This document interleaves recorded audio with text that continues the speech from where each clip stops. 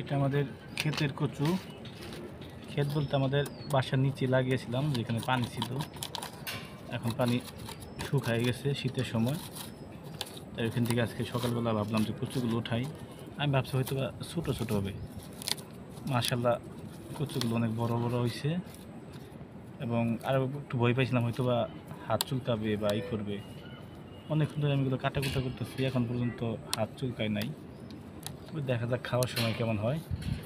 অবশ্যই রান্না করার ভিডিও তো আপনারা পাবেনই, তখন বলা যাবে যে আসলে ফাইনালি খাওয়ার পরে এগুলো কেমন হয়, গলা ধরে না ধরে না।